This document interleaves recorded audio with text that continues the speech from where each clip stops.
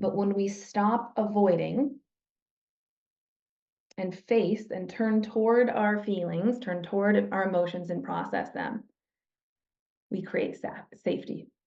That's how we show the nervous system that we're safe. It's a really powerful way to release tension and stress. Essentially, when we're feeling our emotions, it tells the brain there's no immediate danger. There's nothing dangerous, too dangerous for us to feel. And this creates this massive sense of safety. Over time, this is how we move the body out of survival and into rest and repair. And all of you guys know by now that the body must be able to get into a state of rest and repair to heal. So in the newsletter, we talked about where these repressed emotions come from. Why are we repressing emotions? How does this happen? We talked about all the ways we do that. Some of us learn from a young age to suppress our feelings. Some of us may have been labeled as the easy child or easygoing. And so that meant that we suppressed anything that didn't align with that label so we could continue to receive love and attention. And then as a result, we grow up spending most of our lives pushing down the emotions that come up so we can maintain that image of being easygoing.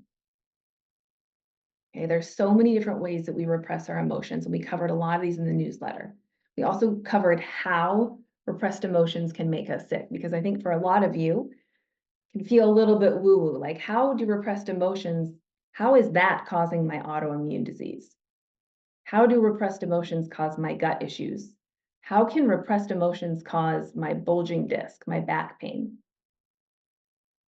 There is a lot of science. And to keep it really simple, we know that when repressed emotions are present, it triggers the fight or flight nervous system, keeping the body stuck in a state of threat physiology.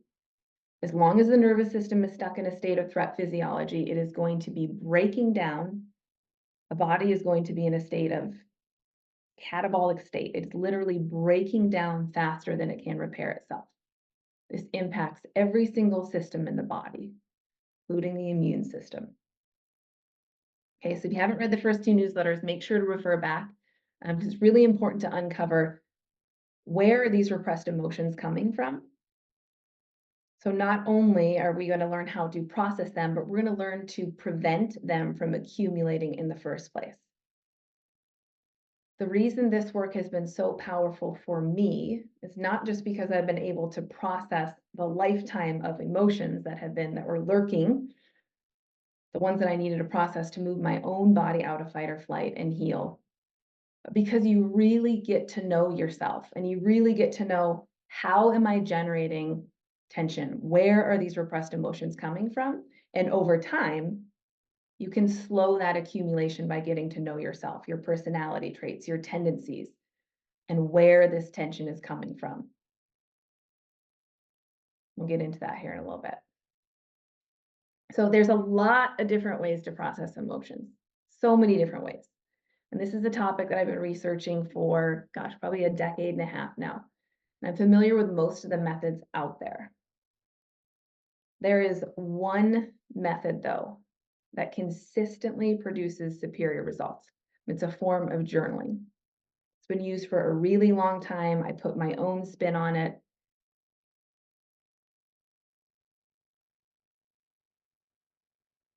Essentially, what it does, in a nutshell, is it takes what was in the unconscious mind, repressed emotions, which are triggering the fight or flight nervous system, and takes them from there and moves them into the conscious mind. When you take stuff from the unconscious and you bring it out into the conscious, it moves the body out of fight or flight. So each time you process your emotions, you're moving your body out of a state of fight or flight and reinforcing this sense of safety. When you move toward your emotions and take the time to slow down and ask yourself the question, what's coming up, and you feel those emotions, You are showing your nervous system you're safe. Again, when it comes to healing the nervous system, there's nothing more important than showing the nervous system you're safe. Because the language of the nervous system is nonverbal, we have to show, we have to do things that show the nervous system we're safe. When you're doing this work, it's really important that you remember it isn't negative emotions themselves that make us sick. It's the ones we avoid and suppress and push down that fester in the unconscious mind that can contribute to illness. So when you're practicing this work, initially it can feel like Pandora's box, like, whoa, there's just all this coming up, and you're going to feel like a mess because you're going to feel everything from anger to sadness to shame to feel it's all going to come up. It might feel like it's flooding you a little bit. We're going to talk about some ways to navigate that. But I want you to know that thinking about an emotion, processing an emotion that's quote negative, might be fear, might be sadness, might be anger, something that you may label negative. Feeling those emotions is not what's going to make you sick. It's avoiding those emotions that make you sick. So I think there's a lot of confusion in this work where people say, well, I don't want to sit here and, I don't want to feel any of this that isn't pleasant. It's just going to make me feel worse. We're going to get to that. But if you feel worse after processing emotion, it's because you're thinking about the emotion and not feeling the emotion. Okay, we'll get to that in a bit, but I just want you to know it isn't negative emotions that make us sick. It's avoiding and pushing down and not processing emotions that makes us sick. Okay.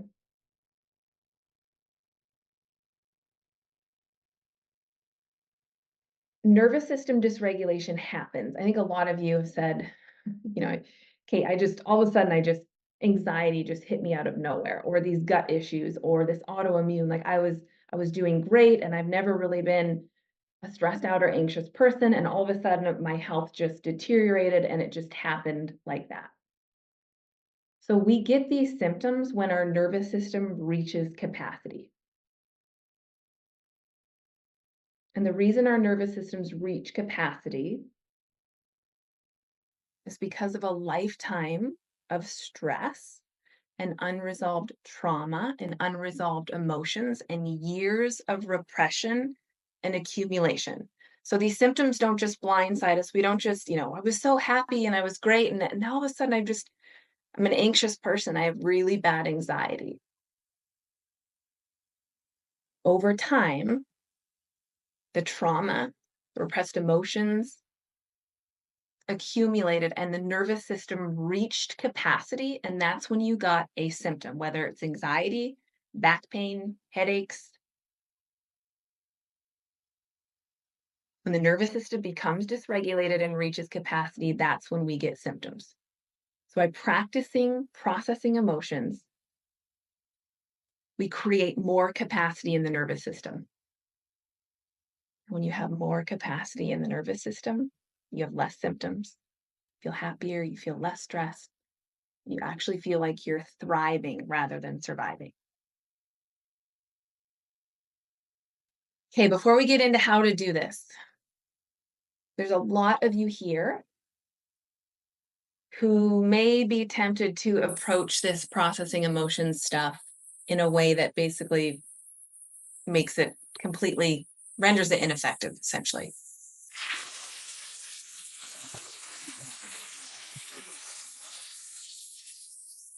If you're doing anything to make a symptom go away, it won't work.